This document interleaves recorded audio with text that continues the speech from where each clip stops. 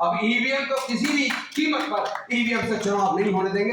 EVM में चोरी है, ईवीएम में चोरी है, हो चुका है। अगर वो राम को सत्ता पाने के लिए दांव पर लगा सकते हैं, क्या आप अपने अहंकार को मार के एससी एसटी ओबीसी माइनॉरिटी के लोग क्या एकजुट नहीं हो सकते? क्या हमारे समाज के नेता अपने अहंकार को छोड़ के क्या एकजुट नहीं हो सकते?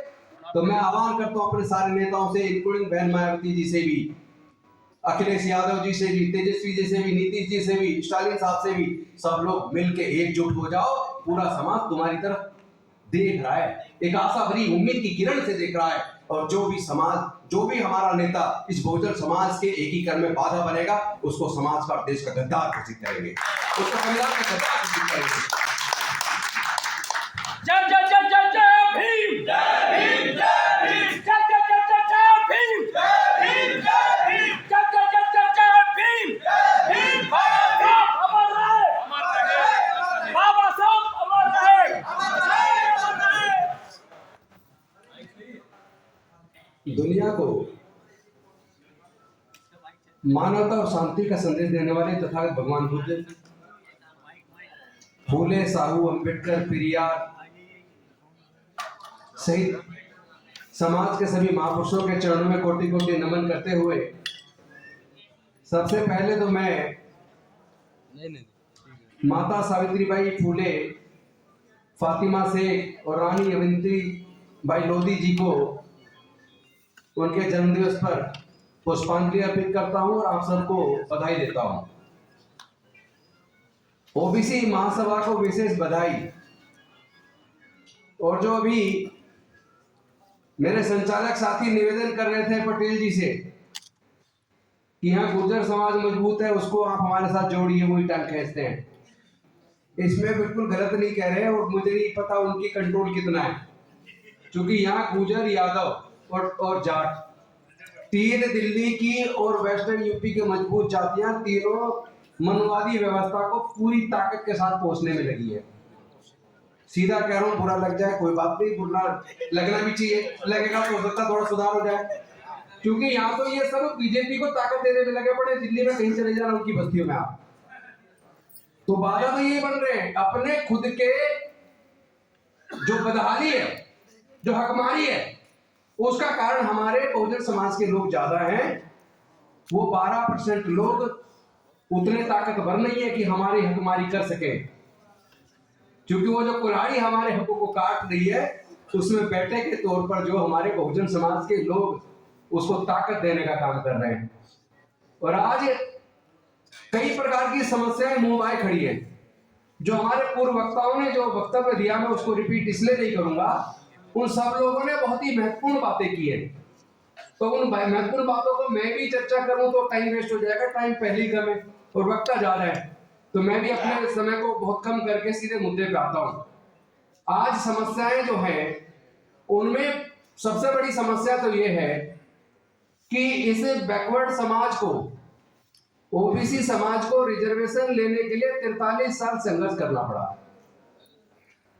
और जब 1990 में 7 अगस्त 1990 को मंडल कमीशन की सिफारिश से लागू करने की घोषणा हुई, पहली बात तो ये बता दूं कि वो मानवर कांसीराम साहब ने जो पूरे देश की और दिल्ली की दीवारें नीली की और जो नारा दिया, मंडल कमीशन लागू करो वरना कुर्सी खाली करो, उस नारे की वजह से 43 साल के संघर्ष के बाद सिफारिशें लागू करने की घोषणा तो हुई, लेकिन उसी सर्वोच्च न्यायालय ने उन सिफारिशों को लागू होने पर कोर्ट ने स्टे कर दिया, जिस सर्वोच्च न्यायालय ने संविधान के खिलाफ जाकर ईडब्ल्यूएस के नाम पर बिना मांगे, बिना कोई गठन हुए, बिना कमीशन के, बिना सर्वे के 4 दिन के अंदर ईडब्ल्यूएस के नाम पर और उन 2% लोगों को 10% रिजर्वेशन दे दिया। उसको कोर्ट ने स्टे नहीं किया। तो जो कोर्ट हमारे लोगों को न्याय नहीं दे सकती, उस कोर्ट पे भरोसा कैसे करें? एक तो ये सवाल है। दूसरा सवाल ये है, 49.5% रिजर्वेशन एससी, एसटी, ओबीसी तीनों को मिलाकर, जिसकी जनसंख्या कम से कम 85 से 88% के बीच है, उसके लिए तो दिया जा रहा है 49.5% पेपर पे, और जिसकी जनसंख्या 12% है उसको पेपर पे दिया जा रहा 50.5%। लेकिन प्रैक्टिकल सच्चाई क्या है? प्रैक्टिकल सच्चाई ये है कि वो जो 12% है जनसंख्या में, जिसके लिए पेपर पे 50.5% रिजर्वेशन दे रखा है, उनको वैकेंसी जब निकलती है उनको दिया जा रहा 72%। कोई भी जो वैकेंसी निकली उसका डाटा उठा के देख लीजिए तो समझ में आएगा 72% टोटल पोस्ट में से 72% तो जा रही है ओपन कैटेगरी और ईडब्ल्यूएस को। और जो एससी एसटी ओबीसी के लोग जिनकी जनसंख्या 85 से 88% है, उनको जब आप देखोगे पोस्ट वाइज कितनी कितनी पोस्ट किसको जा रही है, तो उनको जा रही है 28%। तो कितनी बड़ी हकमारी हो रही है और किसके रहते हो रही है? ऐसी कौन सी सरकार है जिसमें एससी एसटी ओबीसी के सांसद विधायक नहीं है, मंत्री नहीं है? क्या वो गूंगे बहरे हैं? क्या डॉक्टर बाबा साहेब अम्बेडकर जी ने इसीलिए उनको रिजर्वेशन दिया था? क्या सबको इसीलिए वोट का अधिकार और चुनाव लड़ने का अधिकार दिया था कि आपके समाज की हकमारी हो और आप गूंगे बहरे बन के गुलाम बन के बैठ जाओ? तो लड़ाई तो लड़नी पड़ेगी, हमें दुश्मन को पहचानना पड़ेगा कि हमारा दुश्मन हकीकत में है कौन। हमें ऐसे लोगों को और ऐसे पार्टियों को और ऐसे नेताओं को पहचानना पड़ेगा कि बहुजन समाज की हकमारी कौन मार कर रहा है और हकमारी करने में उनका सहयोग कौन दे रहा है। अब मुझे एक सवाल मैं आप सबसे पूछना चाहता हूं, जहां तक महिला आरक्षण की बात हो रही है, अगर जाति की जनगणना नहीं होगी, सेंसस नहीं होगी, उसका डाटा नहीं होगा कि ओबीसी की जनसंख्या कितनी है, तो फिर उस महिला रिजर्वेशन के अंदर ओबीसी को रिजर्वेशन कैसे देंगे? तो जो पार्टियां जातिगत जनगणना करवाने के लिए खुल के सामने आने को तैयार नहीं है, ऐसी पार्टियों को हमारे समाज के लोग वोट क्यों देते हैं? ये सवाल समाज के लोगों से पूछना पड़ेगा। उन्हें समझाएगा कौन? भाई एक बात बताओ, एक समय हम लोग पढ़ते थे, महाकाव्य था महाभारत, उसके अंदर पांडवों ने द्रौपदी को दांव पे लगा दिया, और एक आज ऐसी सरकार है जो सत्ता पाने के लिए जिसने राम को दांव पे लगा दिया। वो राम को दांव पे लगा सकते हैं, आप अपने अहंकार को खत्म नहीं कर सकते। एससी एसटी ओबीसी के लोग एकजुट नहीं हो सकते, हकमारी करने वाले लोगों को ठिकाना नहीं लगा सकते, संविधान बचाने की बजाय मनुस्मृति से संविधान लागू करने वालों को ताकत देने शर्म नहीं आती तुम्हें? डूब मरना चाहिए तुम्हें। तुम्हारे समाज की हकमारी हो रही है, तुम्हारी बहन बेटी की इज्जत की जा रही है, तुम्हारी बच्चे की लड़ाई जा रही है, तुम्हारी युवाओं की हत्या की जा रही है, और तुम ऐसे हत्यारों को ताकत देने में लगे हो। नफरत पैदा करने वाले, देश के अंदर जाति धर्म के नाम पर उन्माद पैदा करने वाले पूरे देश पे हावी हो गए। पूरे देश का मीडिया पूरा बिक गया है, पूरा का पूरा गुलामी स्वीकार कर लिया है। मैं आप सबसे पूछना चाहता हूं बहुजन समाज के लोगों से, क्योंकि जब बहुजन समाज की बात होती है, जब बैकवर्ड क्लास की बात होती है, उसका मतलब कि अति पिछड़ा वर्ग नहीं है, उसका मतलब है एससी एसटी ओबीसी, पिछड़े वर्ग का मतलब। और अगर मैं पिछड़े लोगों की बात करूं तो माइनॉरिटीज के अंदर, मुस्लिम के अंदर 90% ओबीसी है, 90% शूद्र है। क्रिश्चियनिटी के अंदर 99.9% शूद्र है। सिखों के अंदर 70% से ज्यादा शूद्र है। उस सबको भी जोड़ लो, और उस सबको जोड़ने के बाद एक बहुजन समाज बनता है।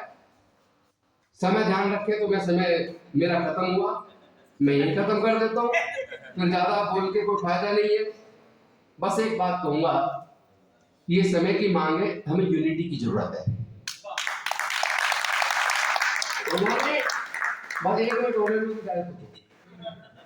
देखो भाइयों, हमें पहले तो मनुस्मृति के द्वारा पढ़ने पर, संपत्ति पर, व्यापार पे धार्मिक बंदिश लगा के रखी लगभग 2500 साल तक। बाबा साहब ने रास्ता तो खोल दिया आगे बढ़ने का, लेकिन अब उन्होंने बिना धार्मिक बंदिश लगाए, बिना कानून बनाए, एजुकेशन को आपसे छीन लिया इस बहुजन समाज से, क्योंकि इतना महंगा एजुकेशन कर दिया कि आपके बच्चे हायर एजुकेशन ना दे पाए, और 12वीं तक पढ़ के आपके बच्चे कुछ बन नहीं पाएंगे। तो जब पढ़ाई इतनी महंगी कर दी कि आपके बच्चे पढ़ ही ना पाए, इसका मतलब पढ़ाई आपसे छीन ली। और इतने साल लगे संघर्ष करके रिजर्वेशन लागू कराने में, तो अब सारे सरकारी संस्थान प्राइवेटाइज करके आपकी नौकरी छीन ली। इतना पैसा आपके समाज के पास है नहीं कि व्यापार कर ले, तो आपके आगे बढ़ने का रास्ता पूरी तरह बंद कर दिया। और अगर वो राम को सत्ता पाने के लिए दांव पर लगा सकते हैं, क्या आप अपने अहंकार को मार के एससी एसटी ओबीसी माइनॉरिटी के लोग क्या एकजुट नहीं हो सकते?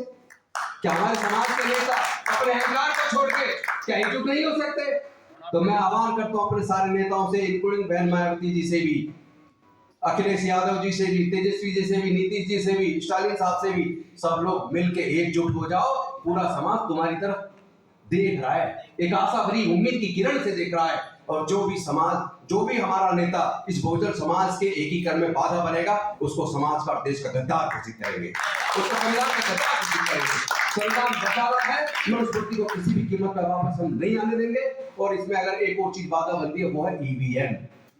अब ईवीएम को किसी भी कीमत पर ईवीएम से चुनाव नहीं होने देंगे, क्योंकि ईवीएम में चोरी है, ईवीएम में चोरी है, हो चुका है। आईएएस रिटायर्ड, तो आईएएस जो जिसने नौकरी भी छोड़ दी, वो तो हमारे कंदन गोपीनाथन जी ने, उन्होंने तो प्रूव कर दिया कि किस तरीके से ईवीएम धोखा, ईवीएम के द्वारा चोरी, चूंकि वो इलेक्ट्रॉनिक इंजीनियर है, बाद में आईएएस बने। तो जब साबित हो गया, इलेक्शन ऑफिसर रहते उन्होंने साबित कर दिया कि ईवीएम में चोरी संभव है, और यहीं बैठ के मंगलयान और चंद्रयान उड़ाया जा सकता है, उसको रिपेयर किया जा सकता है नीचे बैठे बैठे। तो ये मशीन कौन सी बड़ी चीज है। इसलिए ईवीएम जब तक रहेगा तब तक ये कहेंगे 400 पार। इसलिए ईवीएम इस बार किसी कीमत पर चुनाव ईवीएम से नहीं होने देंगे। बैलेट पेपर को वापस लाना होगा, देश के संविधान को बचाना होगा, तभी हम देश के लोकतंत्र को बचा पाएंगे, और तभी बहुजन समाज की इस हकमारी को हम रोक पाएंगे। क्योंकि हकमारी तब तक चलती रहेगी जब तक आप इनसे मांगते रहोगे। अरे जो छीनने वाला उससे हाथ जोड़ कर मांग लो, ये दे दो वो दे दो, हुक्मरान बनो और अपने आप ले लो। धन्यवाद। नमो बुद्धाय।